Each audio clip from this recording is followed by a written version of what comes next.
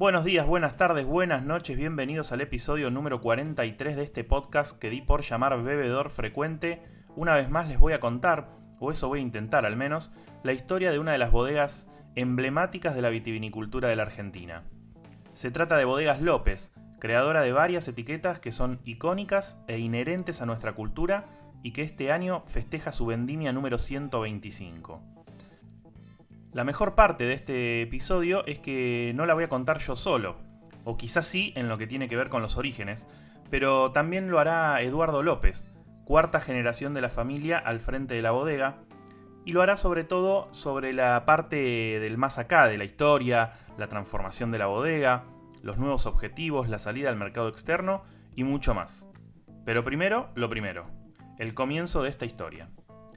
Todo empieza ya por el año 1886, cuando José Gregorio López Rivas llega a la Argentina, proveniente de Algarrobo, en Málaga, España.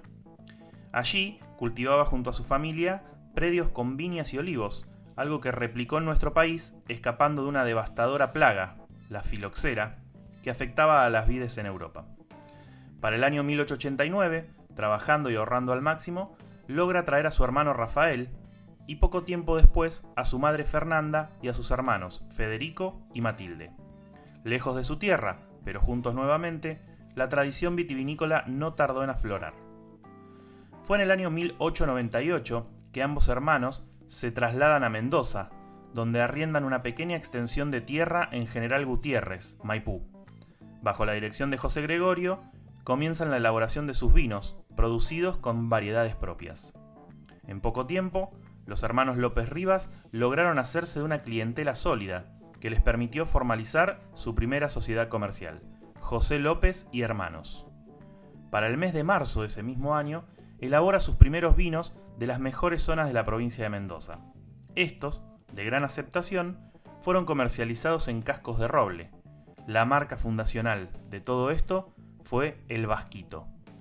Poco a poco comienza a forjarse un estilo propio, con dedicación y por sobre todo con innegable convicción, el que hoy llamamos el estilo López.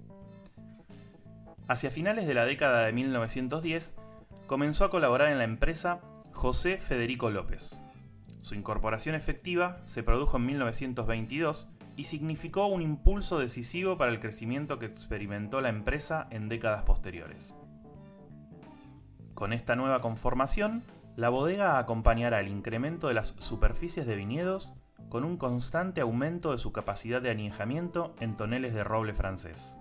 En lo sucesivo, comenzarían a surgir marcas icónicas como Vasco Viejo, Rincón Famoso, Chateauvieux y Montgenot. Se podría decir que todas marcas y etiquetas fácilmente reconocibles por casi cualquier consumidor de vino. Y en este rápido recorrido por los orígenes, llegamos al día de hoy, donde Eduardo López, cuarta generación como les contaba antes, cuenta sobre la actualidad de Bodegas López y la transformación de estos últimos años. En los últimos 4 años hemos renovado gran parte de nuestro portfolio. Empezamos por renovar algunas etiquetas, generar un poco de mayor desarrollo en el departamento de marketing, redes sociales y también varios de los vinos fueron generando algunos upgrades de calidad, sobre todo en los vinos un poco más económicos como eran el Vasco Viejo, el Traful o el López. Y sobre todo mejorar con todo esto, digamos, etiqueta, marketing, comunicación, darle como una pata más importante a lo que eran los vinos hoy de la bodega, que de alguna manera las etiquetas y demás se habían quedado un poquito fuera de onda, fuera de actualidad, y necesitábamos realmente hacer este cambio. Empezamos un poco tímidamente con el Traful Blend, que había quedado bastante anticuada. Entonces empezamos un poco con la renovación de esa etiqueta, quedó bien, el público lo entendió y realmente las ventas crecieron, con lo cual nos animamos ya a hacer un cambio en nuestro corazón, que era el Vasco Viejo y el López. La consigna era un poco mejorar, pero que el consumidor pueda pueda seguir encontrando fácilmente las etiquetas o los vinos en la estantería. O sea, que el cambio sea grande, pero que a su vez se los encuentre fácilmente. Empezamos por cambiar el estudio de diseño, con el cual habíamos trabajado 30 años, y pasamos a trabajar con el estudio de Boldrini Ficardi, un estudio internacional con gran capacidad de generar estos cambios que estábamos necesitando.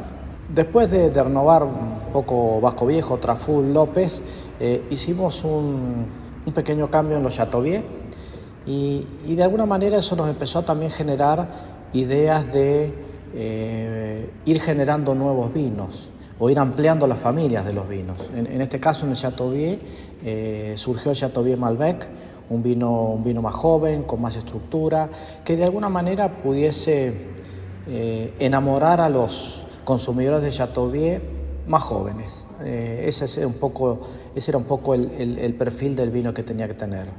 Más estructura, pero sobre todo apuntando a un mercado más joven. Claro que estos cambios que menciona y enumera Eduardo traen consigo, y sobre todo en una bodega con trayectoria, con historia y con una expertise comprobada, discusiones internas y bueno, idas y venidas y planteos. Y de eso un poco habla Eduardo. Como te dije antes, el estudio de Boldrini Ficardi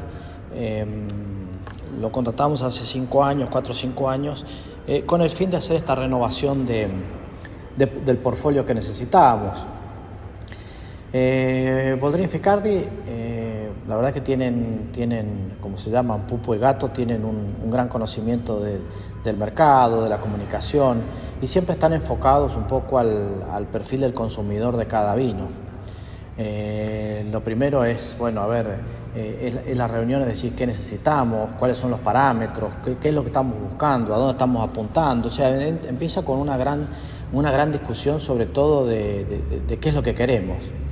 Y después ellos de alguna manera nos proponen distintos caminos, 2 o 3 caminos distintos, en fin, en principio viendo a ver qué es lo que les va surgiendo y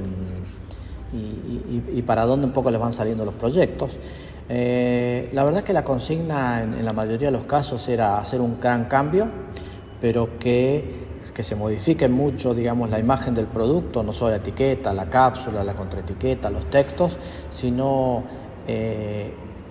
lo fundamental es que el consumidor no pierda de vista el producto, sino que lo siga encontrando en la góndola y que siga identificándolo de alguna manera, con lo cual algunos parámetros había que mantenerlos y otros se podían ir cambiando.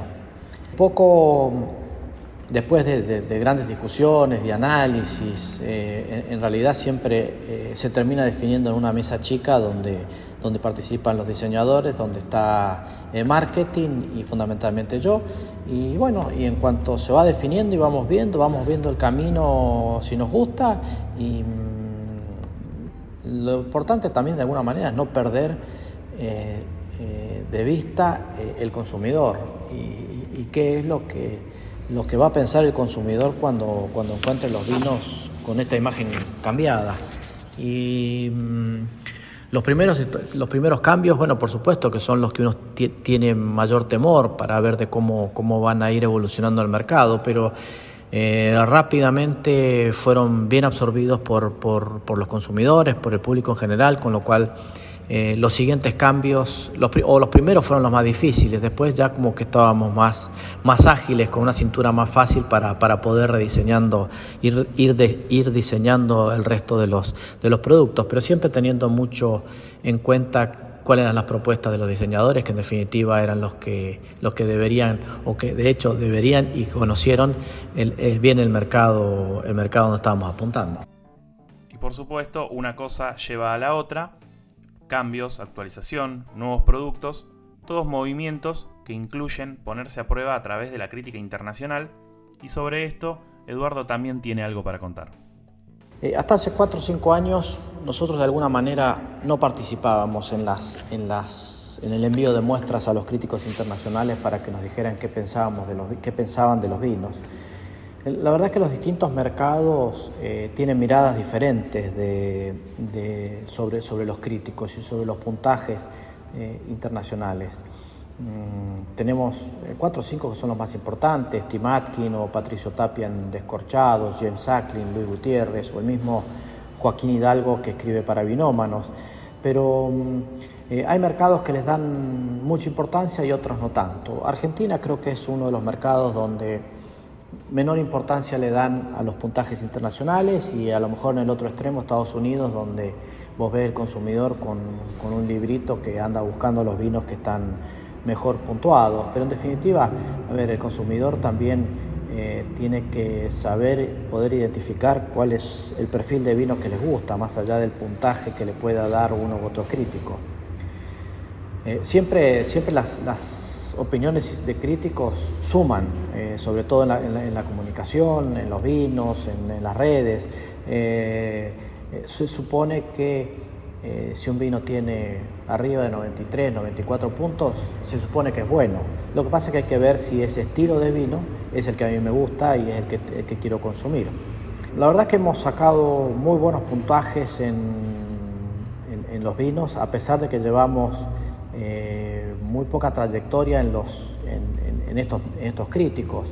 Es como que ellos pretenden que uno vaya haciendo historia con ellos y arrancan de menor a mayor.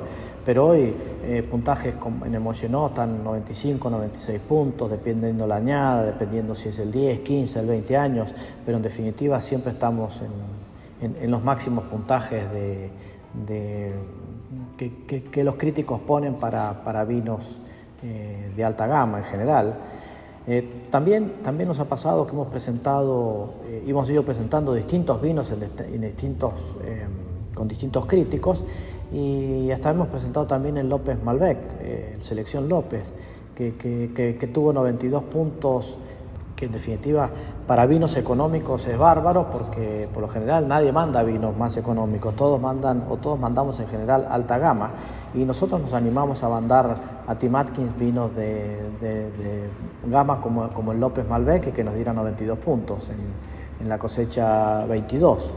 Así que bueno, creo que todo suma para la comunicación, y todo de alguna manera hace que el consumidor tenga mayor información de las características, o por lo menos una opinión de un tercero que sabe de vinos y que tiene buena comunicación. Esta renovación, el cambio de etiquetas, la actualización, el estilo, la presencia de puntajes, de opiniones de críticos, llevaron también a López a volver al mundo de alguna manera, o a empezar a salir a nuevos países, a nuevos destinos. Y ahí hay un trabajo de comercio exterior que tiene una idea bien clara para Bodegas López de hacia dónde quiere llegar, y que Eduardo comenta en el siguiente audio. En noviembre del 19, justo antes de la pandemia, decidimos formar un nuevo equipo de exportación, realmente orientado a salir a vender los vinos nuestros al mundo. Estaba liderado por Martín Pérez Cambet y María José Col, digamos dos personas jóvenes, con ganas, con empuje, con experiencia, con conocimiento de los distintos países y los distintos mercados. Buscábamos volver a tener nuestro lugar en el mundo, y de hecho, después ya de 4 o 5 años de venir trabajando, hoy estamos en más de 25 países distintos, y en algunos países con varios distribuidores, como en Estados Unidos.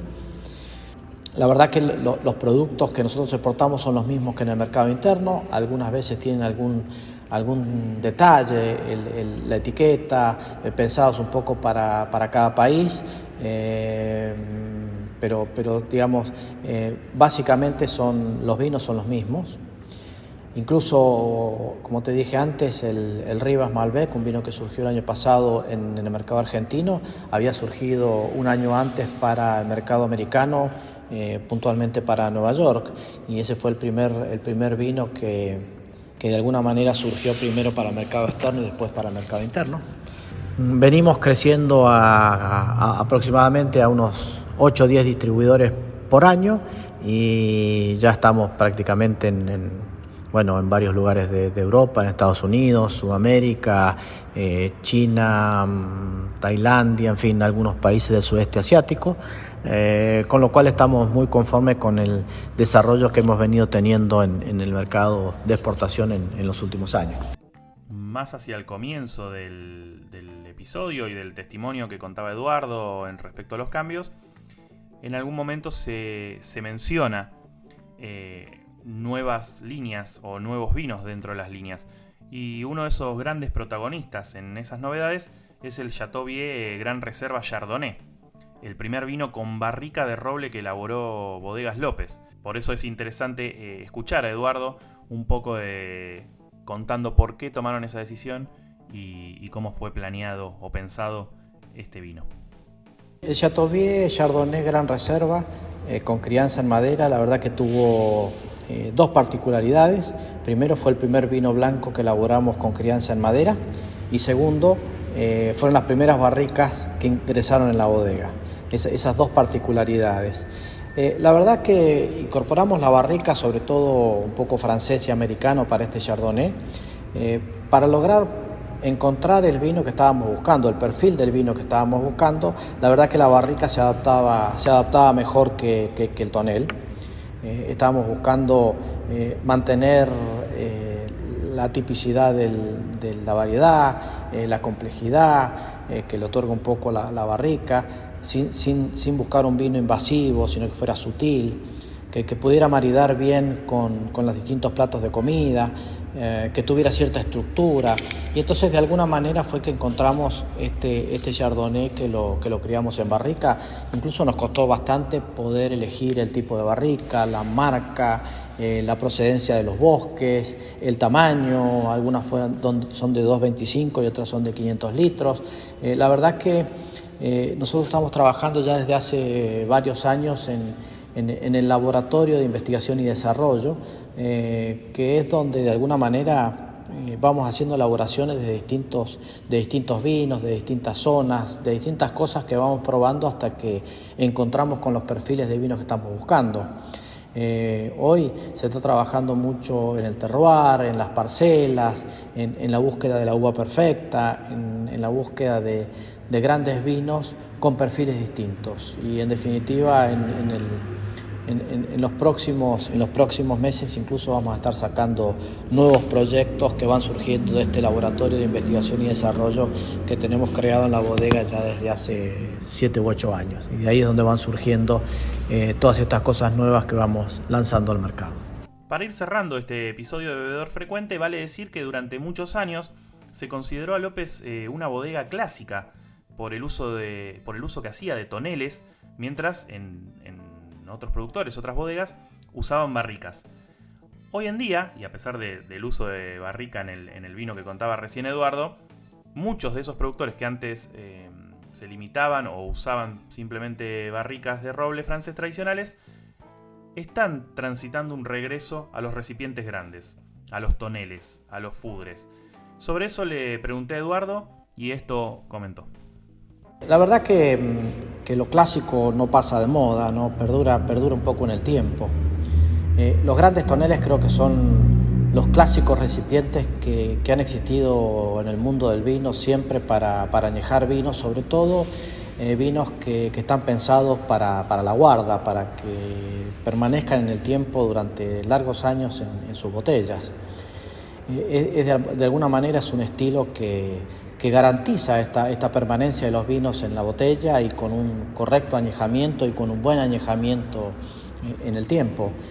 Si nosotros vemos nuestras primeras marcas como el Montgenot del 56 o el Chateauvieux del año 38 y después de 70, 60 años de permanecer en la botella, vemos que los vinos siguen estando brillantes, con carácter, vivos, y eso en gran medida ha sido producto de su añejamiento, de su largo añejamiento en toneles que en general son toneles grandes, que van de 5 a 35.000 litros, donde el aporte de madera que tienen, o la transferencia de gustos a madera que tienen desde la madera al vino es mucho más lenta, mucho más pausada, y eso hace también que el vino vaya sufriendo un proceso natural de precipitación y que después no precipite ni evolucione de otra manera en la botella.